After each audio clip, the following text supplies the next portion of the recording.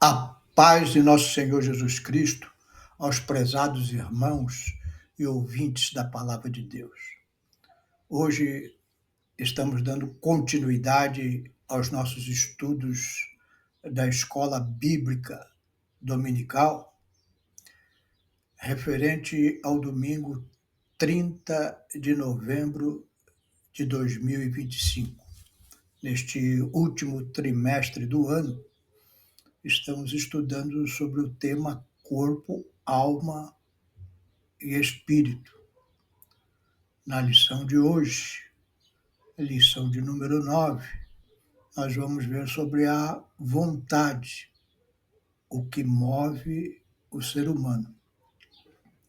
E para a nossa reflexão, vamos ler primeiramente o Salmo 143, verso 10, que diz assim: Ensina-me a fazer a tua vontade, pois tu és meu Deus. Que o teu espírito bondoso me conduza adiante por um caminho reto e seguro. Vamos fazer uma oração. Eu espero que você esteja bem, que a sua família esteja bem. Eu vou orar para que Deus abençoe a você, a sua família, a sua casa e, sobretudo, que você vá bem na sua alma. Senhor meu Deus, aqui estamos diante da tua palavra. Pedimos da tua graça, Senhor. Nos orienta, Senhor, sobre esses temas tão complexos que estamos vendo, Senhor, que nos ajudam a entender como devemos proceder para fazer a tua vontade. Isso te pedimos, em nome de Jesus. Amém. Nós estamos estudando sobre a alma. Já vimos sobre o corpo. Na lição 5, nós entramos sobre um panorama em geral sobre a alma. Na lição 6, vimos a consciência como o nosso tribunal interior, que nos mostra o certo e o errado. Lição 7, nós vimos sobre os pensamentos, como há uma batalha na vida cristã nessa área dos pensamentos. Na lição passada, lição de número 8, vimos sobre as emoções e sentimentos. Uma batalha interior sobre o equilíbrio. E hoje nós vamos ver sobre a vontade. Eu sempre digo que é importante nós termos uma visão muito clara de como as coisas acontecem no nosso interior. O grande psicólogo Freud já disse para os irmãos em lições anteriores, embora Freud tenha sido um judeu ateu, ele fez estudos importantes sobre a nossa pessoa. Embora ele não acreditasse em Deus, Deus deu inteligência a ele. Tem homens inteligentes, mesmo sem terem conhecimento de Deus. E ele mostrou uma coisa muito importante: os homens são impulsionados para tudo aquilo que dá prazer e fogem de tudo aquilo que possam lhe prejudicar de causar medo, perigos. E diante disso, nós estamos aqui no estudo da alma. Nós já vimos que nós temos pensamentos. Esses pensamentos, eles são aleatórios, eles surgem por qualquer estímulo, tanto interior como exterior. E esses pensamentos, eles geram emoções, sentimentos bons, sentimentos ruins, que bagunçam o nosso equilíbrio anterior. E nós temos na nossa alma a vontade, o poder de decisão. Então, temos pensamentos, a nossa consciência nos dá alguma base do que é certo, do que é errado. Agora, esses pensamentos me levam muitas vezes a sentimentos, a impulsos, e aí eu decido, aí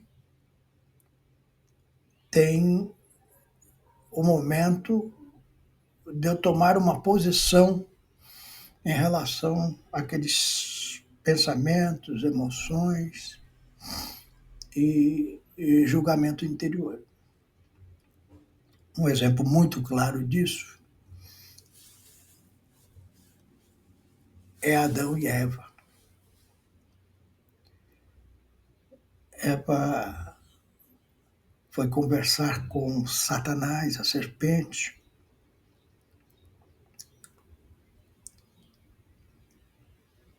perigo das amizades que você conversa. E aí Satanás colocou na cabeça de Eva que não tinha nada demais ela comer do fruto proibido por Deus, do conhecimento do bem e do mal. E ela foi levar isso para Adão. Lá em 1 Timóteo 2:14, a palavra de Deus diz que Adão não foi enganado, mas sim a mulher, que, tendo sido enganada, tornou-se transgressora. Então, Satanás explorou muito bem a situação. Foi com uma conversa com Eva e despertou um desejo de Eva de ter o conhecimento igual a Deus. E ela não refletiu na palavra de Deus. Seus pensamentos foram diretos para realizar a sua vontade. Provérbios 13:16 diz assim: todo homem prudente age com base no conhecimento, mas o tolo expõe a sua insensatez. Era momento de Eva pensar no que Deus tinha dito. Mas não, ela não pensou, seus sentimentos a levaram ao desejo de ter aquele conhecimento, de comer daquele fruto. E como ela dependia de Adão, foi levar Adão. Adão, ele refletiu, ele pensou, isso é contrário à vontade de Deus. Mas também tentado pelo desejo de conhecer o que Deus conhecia, ele resolve comer do fruto, ou seja, a sua vontade levou a praticar algo contrário a vontade de Deus.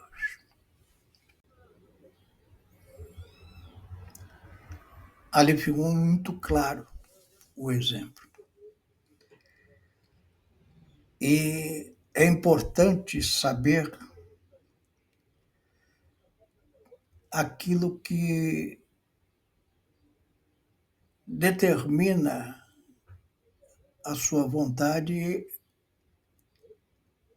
e a sua ação.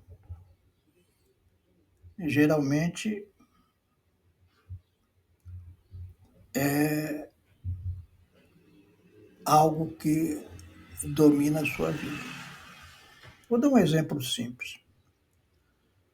Você passa na porta de uma sorveteria e surge um desejo.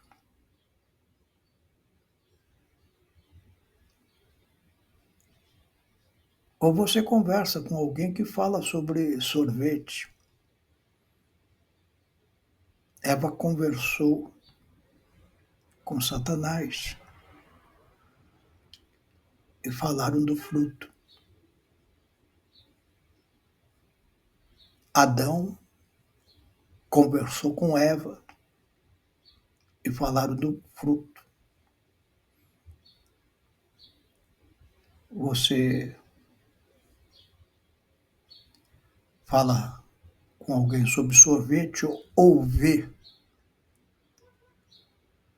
uma sorveteria, ou seja, um estímulo externo, e aí você lembra, tem a sensação que você já teve anterior, uma sensação boa de prazer. Lembra que eu falei de Freud? Então aí começa a surgir um desejo. E o desejo gera uma vontade de agir. Mas aí você começa a raciocinar, a sua consciência começa a falar. Se você é dominado, ou seja, tem como prioridade a sua saúde, você vai raciocinar que aquilo vai fazer mal para você. Aqueles ingredientes ali são artificiais e, portanto, prejudica a saúde. Se o seu princípio interior é sobre a beleza, você vai ficar preocupado que você fala, eu vou engordar.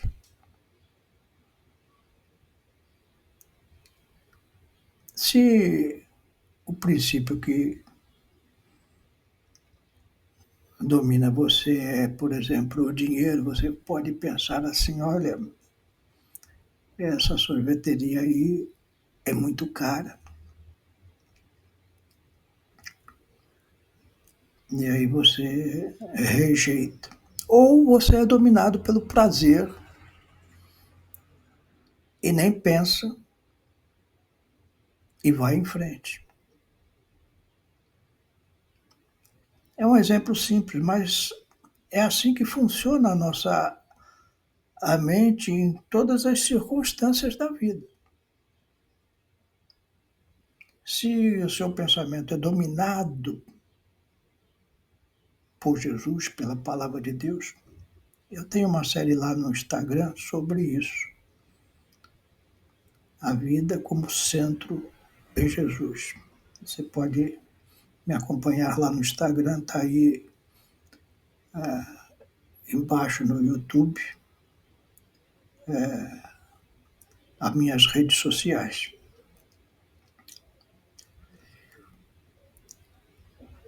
Mas se você é dominado pela palavra de Deus, por Jesus, Você vai examinar, por exemplo, um texto sobre glutonaria. E aí você pesa isso na balança se tomar um sorvete é um ato de glutonaria. Se você for convencido pela palavra de Deus que é, você não toma. Se você achar que aquilo não fere esse princípio, você toma o sorvete. É assim a nossa vida em todas as coisas. Então nós vemos aí alguns crentes carnais, por exemplo, como Sansão, que deixou a sua vida ser dominada pelos desejos da carne.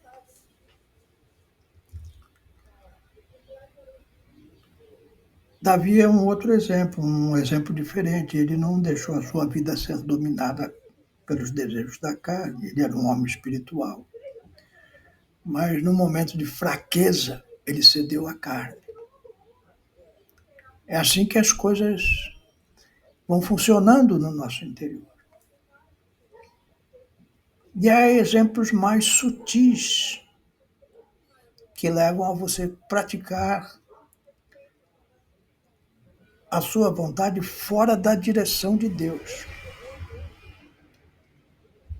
como o orgulho, a vaidade, o ego dominando a sua vida. O profeta Samuel é um exemplo de um crente que em algum momento ele foi ferido, seu orgulho foi ferido. Lá em 1 Samuel 8, versículos 6 e 7, diz que o povo de Deus queria um rei. E Samuel, ele ficou magoado com isso. Muitas vezes o nosso coração está centralizado no nosso ego. Nem só as coisas mais grotescas nos levam ao pecado. O ego, através da soberba e do orgulho, também nos leva.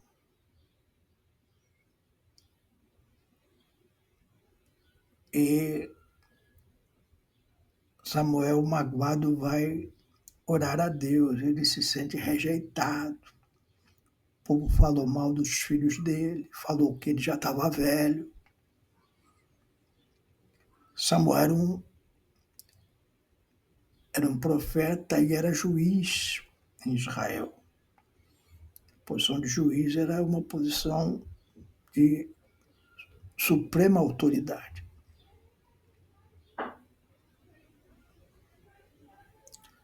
Lá na palavra de Deus diz assim: quando, porém, disseram dai-nos um rei para que nos lidere, isso desagradou a Samuel. Desagradou a Samuel. Então ele orou ao Senhor, e o Senhor lhe respondeu: atenda a tudo que o povo está lhe pedindo. Não foi a você que rejeitaram, foi a mim que rejeitaram como rei. Então, nós vemos aqui a mágoa de Samuel movida pelo seu ego, centralizado no ego. Vou fazer um hiato aqui, dizendo aqui que Deus falou para Samuel: olha, o povo quer um rei, dá um rei a ele. É uma outra lição, um pouco diferente para nós. Às vezes, Deus deixa que nós tropecemos. E o fato de você estar fazendo alguma coisa não significa que Deus aprove. Pode ser que ele permita para você aprender pelo sofrimento. Foi o que aconteceu aqui. Eles querem um rei, querem sofrer como as outras nações na mão do rei. Então deixa eles sofrerem para eles verem o que é bom. Muitas vezes você está fazendo alguma coisa e fala assim, isso não tem nada de errado, porque se tivesse Deus não permitia que eu fizesse. Não, isso é um engano, porque muitas vezes Deus está permitindo, mas não está aceitando que você faça essas coisas erradas. Foi como no caso de Samuel. Deus falou para ele, olha, não é a você que estão rejeitando, Samuel, é a mim. Então, isso é muito importante. Nós precisamos ter essas coisas em mente. Vou recapitulando mais uma vez o que falamos. Nós temos um pensamento, esses pensamentos eles surgem aleatoriamente das nossas próprias reflexões internas ou por alguma conversa ou estímulo exterior, como o caso da sorveteria ou como o caso de Eva conversando com Satanás e de Adão conversando com Eva.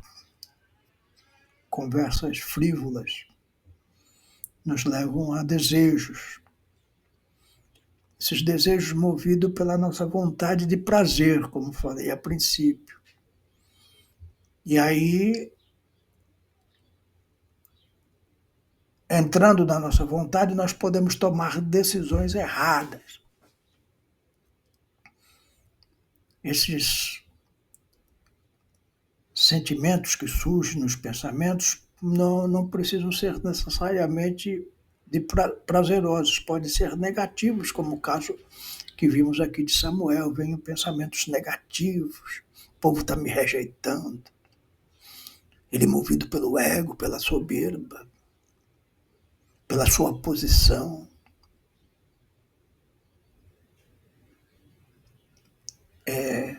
Jesus falou, orou, não se faça a minha vontade, mas a tua.